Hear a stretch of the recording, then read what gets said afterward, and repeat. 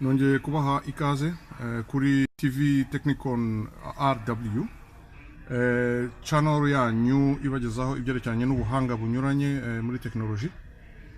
Uyu munsi turaganira ku byerekeranye n'uburyo umupilote wa helicopter ahagurutsa indege cyangwa se akayikontorora haba hasi ku butaka cyangwa mu kirere kuva ahagurutse kuri indege yajya akayigeza amahoro.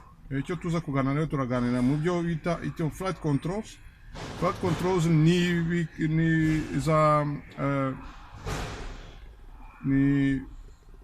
ibikoresho akoresha kugira ngo abashe guhaguruka ayobora indege yagenda ibumoso yajya iburyo anakata.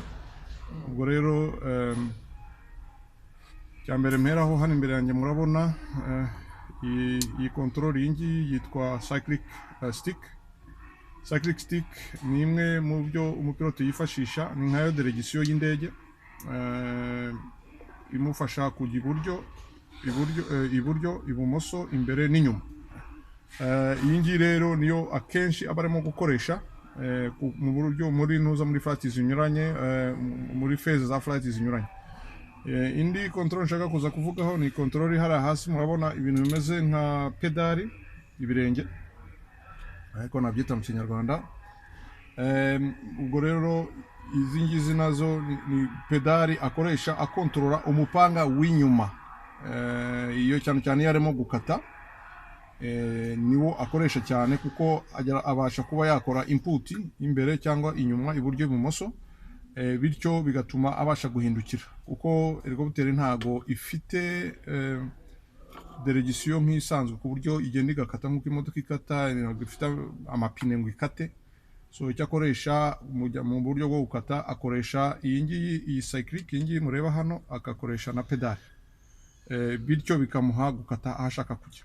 Urumva, niyo akata ibumoso abasha gukora kuri iyi cyclic, ajyana ibumoso nyine niba ashaka gukata hari ibumoso, hanyuma agakoresha na input ya pedali nkeya uko bikenewe kugira ngo ajyane. Nongera mbibutse ko iyi ndege turimo tuganiraho ni indege yitwa yo mu bwoko bwa Agusta 119 AW119.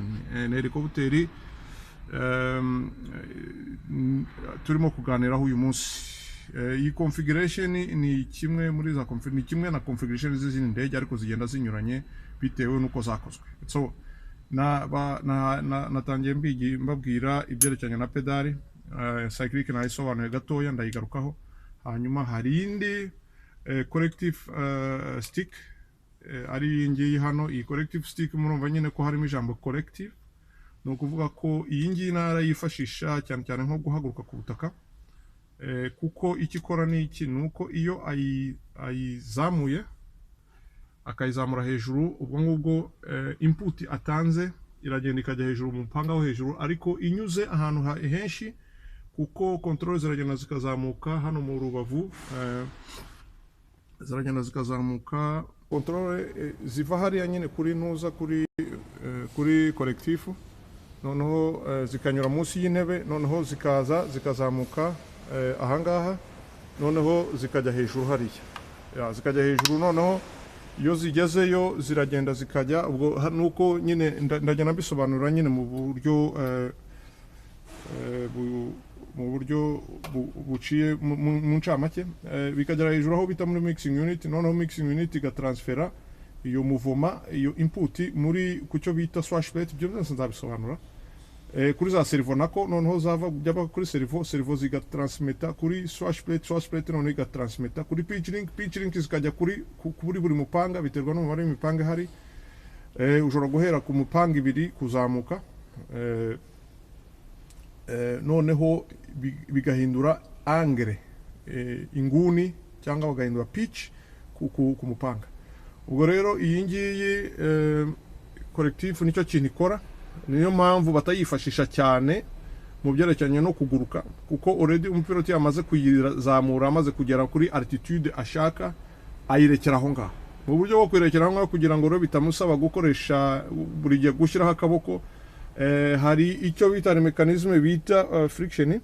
iri hano, iyi friction iyi knob mureba hano niyo akora iyo collectif amaze kuyigeza hejuru ararokinga gatoya ku buryo ihama ahiri agakuraho amaboko. Ntago abakeneye gufatisha akaboko buri gihe, urumva ntago abakeneye gufatisha akaboko buri gihe. Iyo yigeze aho ashaka ku rwego ashaka kuri altitude ashaka ahagarikiriza aho ngaho. Icyo asigara akoresha cyane ni iyi ngiyi cyclic nikora ibintu byinshi, ijya imbere, igiye iburyo, ibumoso, inyuma, urumva bikurikije naho ashaka kwerekera. Ubwo rero nicyo navuga. Noneho igihari nshaka gusobanuraho nacyo kuri cyclic tukiyiriho, hari za button zitandukanye, hari bitewe na equipment ziri ku ndege, icyo bita optional equipment, kuko hari indege biterwa n'indege icyo ikora akazi ikora. Hari igihe iba ifite za cargo zo munsi nyine batwaraho cargo, bazitwa cargo hooks, bashyiraho za load n'ibiki ziri hanze. Hari igihe ziba zifite icyo bita rescue hoist, icyo gihe iyi button barayikoresha. Iyo izo equipment zitariho ubwo ntago bayikoresha. Ibihari ari provision ariko ntago bayikoresha.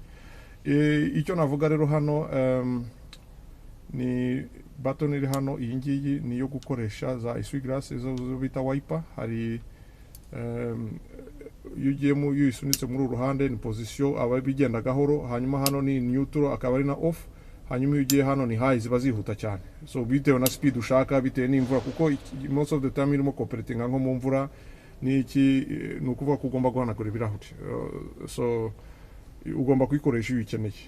Iyi ngiyi ni button nk'uko nabisobanuye. Izi ngizi zombi zikoresha equipment imwe ariyo bita rescue hoist. Iyo ufite rescue hoist then ushobora cooperatinga cyane cyane nko hoist operator haramutse habaye ikibazo inyuma. Iyi ni backup, umupilot ashobora gukontorora hoist ari hano. Iyi button ni ukuvuga ko yayikanze gutya abagiye arimo gusubizamo cable hasi down, abarimo ku extendinga cable imanuka hasi ashaka nko wenda kuzamura umuntu n'iki byose. Ubwo rero nibyo navuga muri makeya kuri iyi cyclic.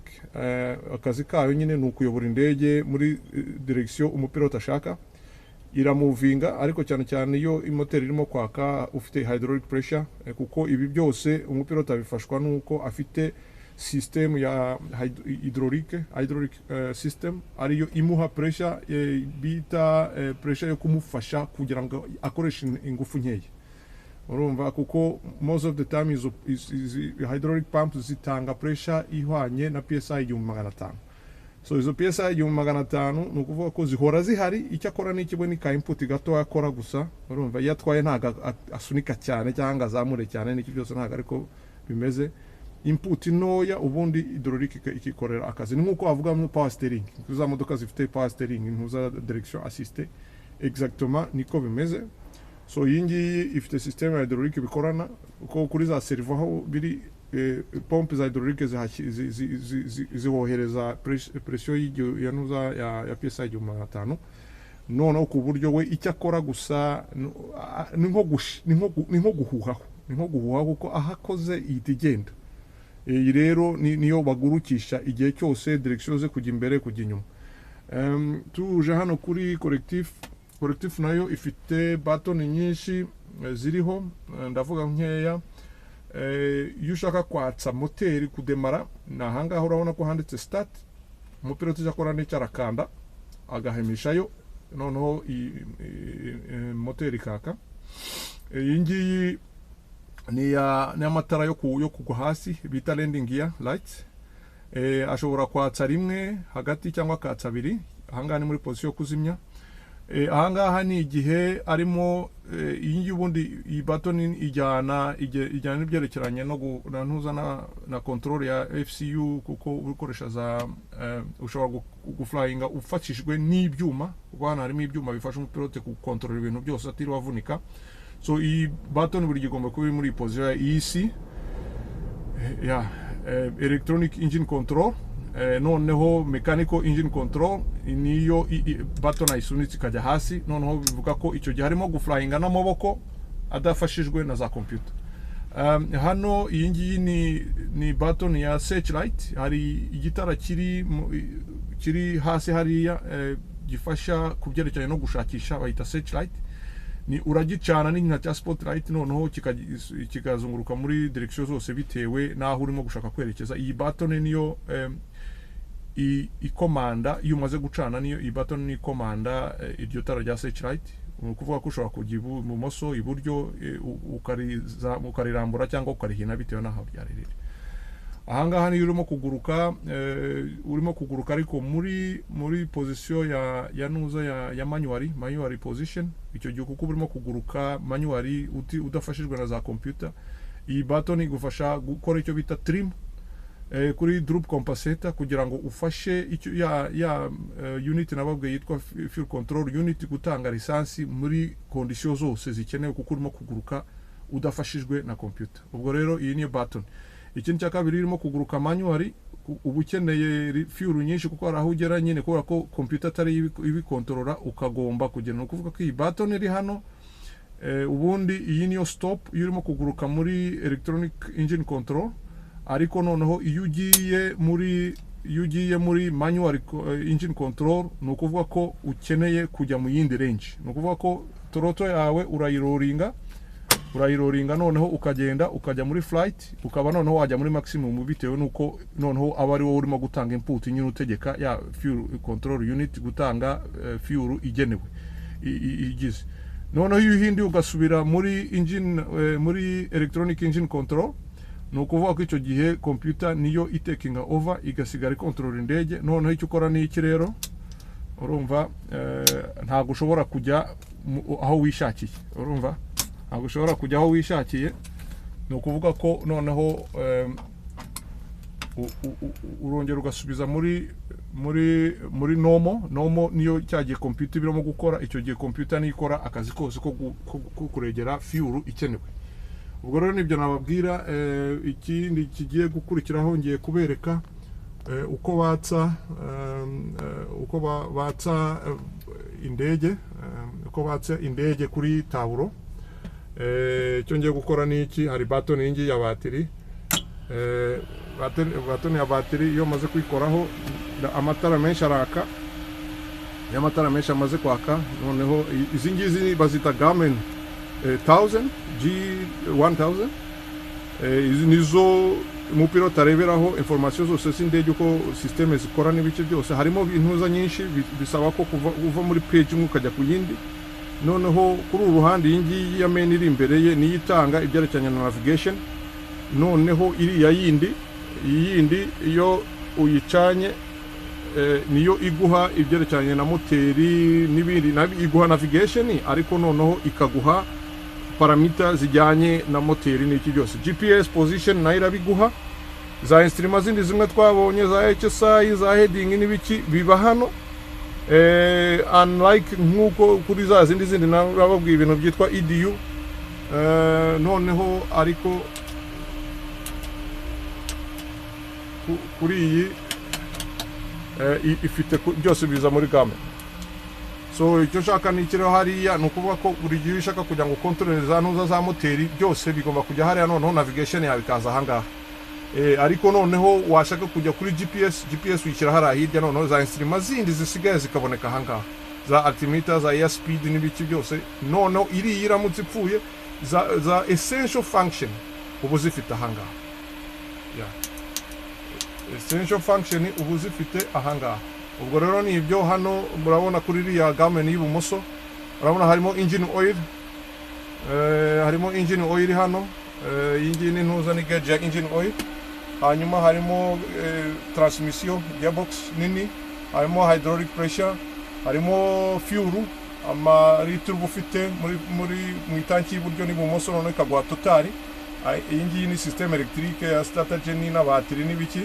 Hanyuma ahangaha ni pressure ya pompe. Ubu ngubu ntago zicanye zirajimije. Kuri uruhande niho iguha amaturu y'umupanga na moteri. N2 ni moteri ni engine RPM. Hanyuma NR ni gearbox RPM, main rotor RPM. No kuvuga ko ibingibi birakenewe. Hanyuma ikaguha torque y'ibyo moteri, ingufu moteri irimo gutanga. Hanyuma ukaza hano N1 compressor. Compressor nayo ugomba kumenya amaturu yayo. Noneho ukamenya n'ubushyuhe buri muri moteri, interturbine temperature hagati muri turbine muri chambre de combustion. Ugomba kumenya temperature iriyo kugira ngo ntihagire ikintu kiba kitagenda neza ubimenye. izo function ziri essential rero nazo iyo zirebye neza zigaruka ahangaha kuri iyi gamme y'ibumoso y'iburyo kwa shoferi, ariko no hakiyongeraho za annunciator, hakiyongeraho za message zisanzwe zimwe twavuze kuri ya ndege yindi. Ahangaha naho ziraza, ahangaha nyine ufite turu za moteri na turu z'umupanga, ukaba ufite torque ingufu moteri ishobora gutanga, ukaba ufite amaturu ya kompreseri ya moteri, hanyuma ukaba ufite na temperature ni ikintu bintu important, hanyuma ukagira na fuel quantity ikabiri hano. Ibindi byose hari hejuru na avionics, ibyo nabyo biba biri hariya kugira ngo mu pilot abaze kumenya. Iyi hano cable payout, iyi ngiyi ni payout meter, cable payout meter ikwereka niba urimo gukoresha rescue hoist metero zingahe za cable wasohoye hanze. Ahangaha niyo ufite umuzigo kuri za cargo hook road, iguha ibiro utwaye kugira ngo utaza kurenza indege, mbega ukarenza ibiro byayo ishobora gutwara. Iyi ngiyi hano ni magnetic compass.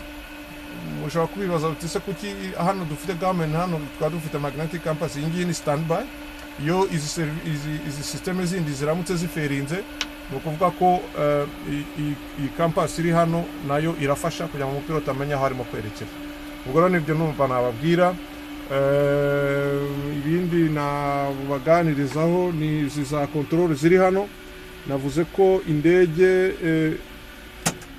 ko indege ifite za cargo hook, ifite systeme electrique, ikagera na systeme ya manual ari izi ngizi. Noneho izi ngizi izi handle z'imituku, niyo mpamvu ari n'imituku, ni za emergency. Uzikoraho ari uko electrique yanze. Yuko kanze button ya electrique, ahangaha murabibona handitse cargo release. Cargo release normally iyo urimo kujetisoninga umuzigo hasi ukoresha button. Iyo yanze rero ufite backup yawe ni hano kuri izi zombi.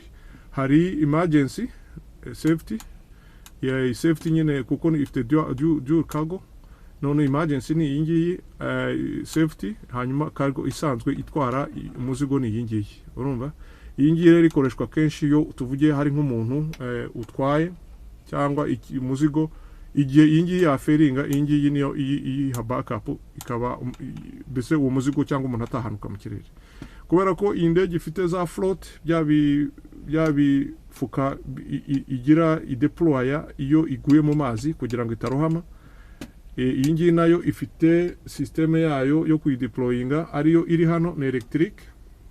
Noneho iyi ngiyi ikaba mechanique iyo biramutse byanze. Ubwo nibyo nababwira. Murakoze cyane kuba mwadukurikiye. Iyi yari TV Technicon RW, ni urubuga rwanyu rubagezaho ubuhanga bunyuranye muri tekinike no gusobanukirwa uko ibintu bikorwa. Murakoze, ndabashimiye.